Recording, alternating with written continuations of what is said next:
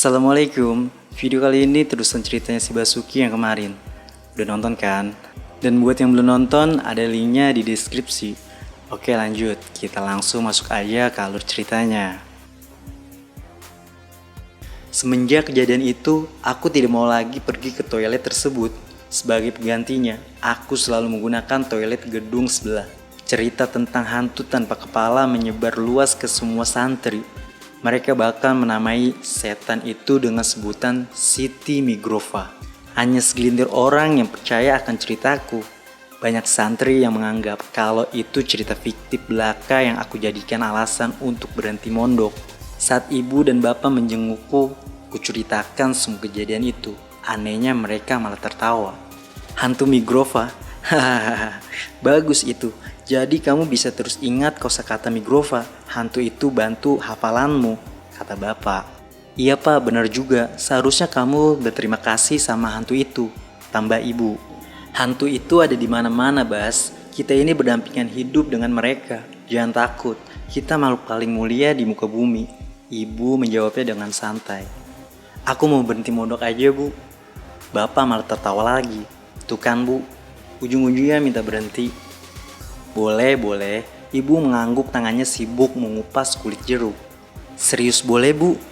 Jelas saja aku sumringah. Tapi setelah 6 tahun, kata ibu, disambut tawa bapak yang terbahak-bahak. Aku pun kembali menampakkan wajah murung. Aku serius, Bu. Ya, ibu juga serius. Kamu gak boleh berhenti mondok, belajar ilmu agama di sini. Iya, Bas, jangan berhenti mondok. Bapak mau kamu pintar ilmu agamanya, biar nanti bisa mendoakan bapak sama ibu kalau udah gak ada. Kau tahu Bas, punya anak soleh itu adalah amal kebaikan yang pahalanya gak akan pernah putus bagi kedua orang tuanya. Mendengar penjelasan bapak, aku pun tertunduk. Apa boleh buat, aku harus tetap melanjutkan perjalananku di pondok ini. Setelah selesai menjenguk, ku antar ibu dan bapak sampai ke gerbang pondok. Saat sebelum mereka pergi, bapak berkata padaku, jadilah anak soleh Bas, kata bapak sambil tersenyum. Setiap malam Ustazah Laila sering mengaji Al-Quran tanpa speaker di masjid pondok.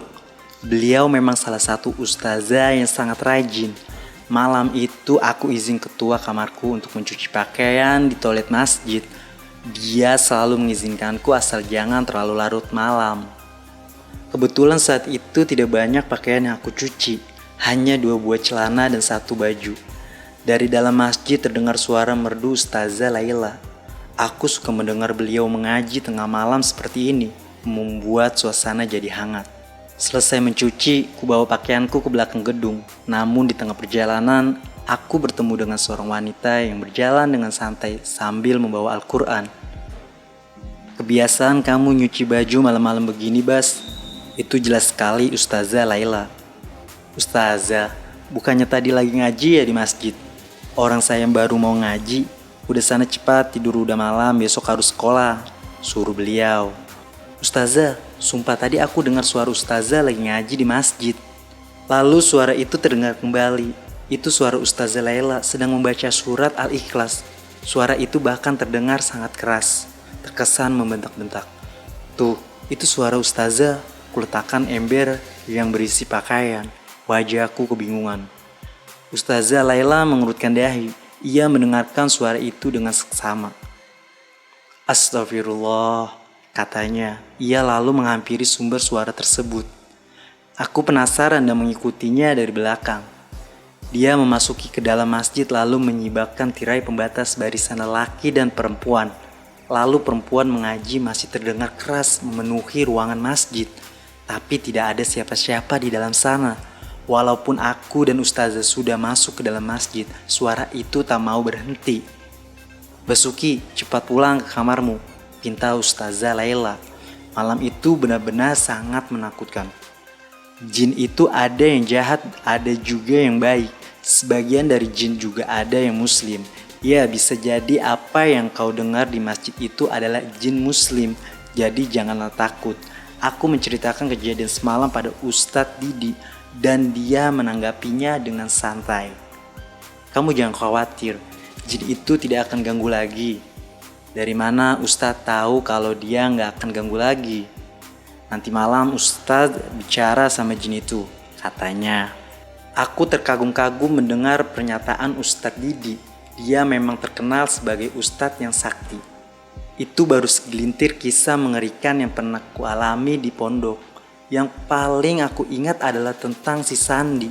Dia adalah teman satu kamar. Asalnya dari Tangerang. Dia anak yang misterius, pendiam, dan punya tatapan yang mengerikan. Namanya Sandi. Dia itu pendiam. Berbicara seperlunya saja dan memisahkan diri dari santri lain. Di pondok biasanya kami makan bersama dan saling berbagi lauk pauk. Namun lain halnya dengan Sandi. Dia selalu makan sendirian di depan lemarinya. Yang dia makan pun hanya nasi putih dan garam. Padahal dapur pondok menyediakan lauk pauk yang beragam. Aku juga heran. Hampir semua pakaian Sandi berwarna putih. Pakaian di lemarinya yang berbeda warna hanya baju pramuka, celana hitam, dan batik sekolah. Aku tidak paham apa maksud dari pakaiannya yang serba putih itu. Dia juga punya batu berwarna putih yang ukurannya sekepalan tangan. Batu itu selalu ia bawa kemana-mana. Kadang ada saja temanku yang iseng membicarakan batu milik si Sandi. Katanya itu batu berhala dan harus dimusnahkan.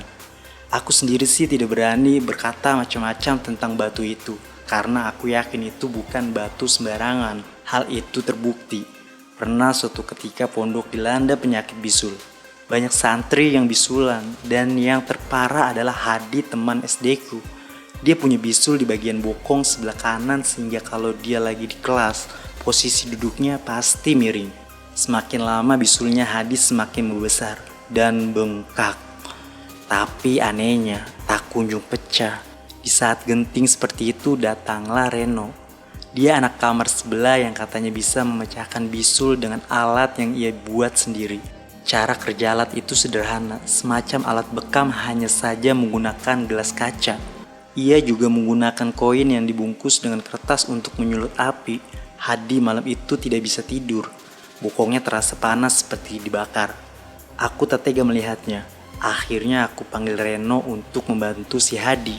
Kau tenang Di, gua ini profesional. Anak kamar lantai 2 aja sembuh sama gua. Allah yang menyembuhkan Ren, potongku. Ya maksud gua itu, kata Reno. Udah jangan banyak omong, cepat pecahin bisulnya, serga Hadi sambil meringis. Reno menggulung lengan bajunya, dia lalu menyimbahkan sarung Hadi. Tampaklah bisul yang memerah dengan titik hitam di puncaknya. Reno menggelengkan kepala. Udah parah nih.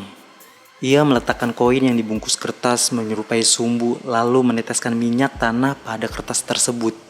Lengan kanannya merogoh korek api di kantong celana. Dinyalakannya sumbu tersebut. Seketika api berkobar di atas bisul Hadi. Lengan kanan Reno meraba-raba. Gelas mana gelas? Reno panik. Gelas apa? Tanya aku balik. Gelas gua. Dia semakin panik lantaran api tambah besar. Lu dari tadi gak bawa gelas kok, sergaku, dan tanya dia memang lupa bawa gelas. Api semakin membesar. Hadi berteriak kepanasan. Tolongin gua. Wajahnya merah seperti akan menangis. Gayung pakai gayung aja. Kuserahkan gayung pada Reno. Dia langsung menutup kobaran api itu dengan gayung. Tapi bukannya padam, malah gayung itu terbakar. Keadaannya semakin kacau. Dan tiba-tiba ada seorang yang melemparkan batu ke arah Hadi. Itu batu berwarna putih. Api langsung padam. Bisul Hadi pecah seketika. Kamu gak apa-apa? Sandi menyentuh pundak Hadi. Tampak wajah Hadi berkeringat. Napasnya tersengal-sengal. Ia sangat ketakutan sehingga tidak bisa menjawab apapun. Sandi lalu mengambil kembali batu putih miliknya. Reno, lain kali hati-hati ya, kata Sandi sambil menatap Reno yang masih terlihat panik. Kejadian itu membuatku yakin kalau batu yang dimiliki si Sandi ada penunggunya. Bukan sekali dua kali, aku dan teman-teman kamar mendengar suara aneh dari dalam lemari Sandi. Batu itu seperti bergetar mengeluarkan suara gedu dari dalam lemari. Tapi tak ada satupun yang berani menegur Sandi, termasuk ketua kamarku. Dia diam saja, pura-pura tidak mendengar suara itu. Tampaknya dia memang tidak mau bermasalah dengan si Sandi. Tengah malam aku terbangun karena mendengar suara tawa dua orang yang seperti sedang bermain. Suara itu berasal dari balik lemari dekat dengan pintu. Saat aku hendak bangun, seorang menggenggam tanganku. Itu Hadi yang tidur di sebelahku. Ternyata dia juga terbangun. "Shh, jangan." Hadi menggelengkan kepala. "Itu siapa?" bisikku. "Sandi." "Sama siapa?" tanyaku lagi dengan suara pelan. "Nggak tahu, udah dari tadi dia ketawa-ketawa gitu." Karena penasaran, aku melepas genggaman Hadi lalu mengendap-endap ke lemari dekat pintu. Dari celah lemari itu, kulihat Sandi bermain dengan anak kecil, umurannya sekitar 6 tahunan. "Siapa dia?" tanyaku dalam hati. Saat aku sedang serius mengintip tingkah mereka, tiba-tiba saja anak kecil itu menoleh ke arahku sambil tersenyum.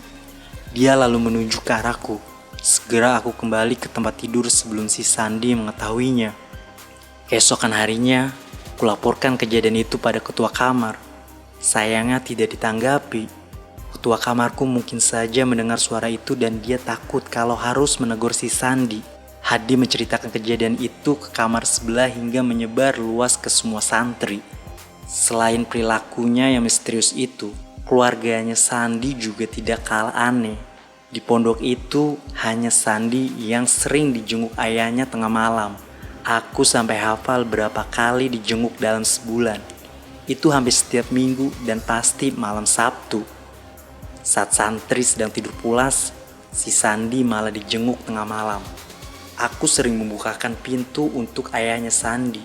Aku juga sering kasih uang tip. Ayahnya memang baik. Kata Sandi, ayahnya adalah orang sibuk sehingga dia hanya bisa menjenguk Sandi di malam hari saja. Setiap Sandi dijenguk pasti satu kamar makmur oleh makanan. Bapaknya Sandi sering membawa nasi timbel dengan lauk pauk yang nikmat. Juga makanan ringan yang lumayan banyak.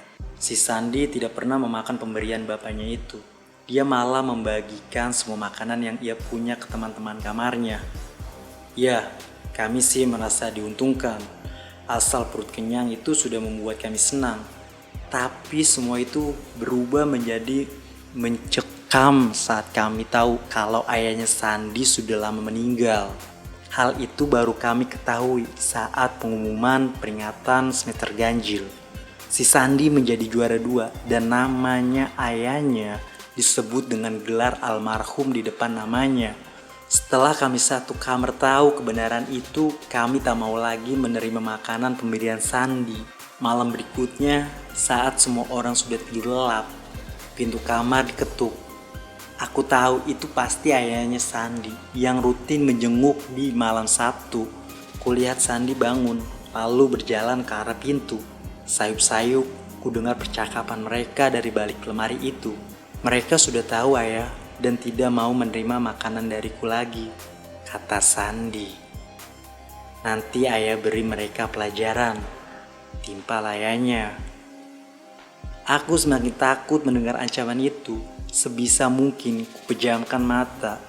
Ku tutup kepalaku dengan bantal agar tidak mendengar percakapan mereka.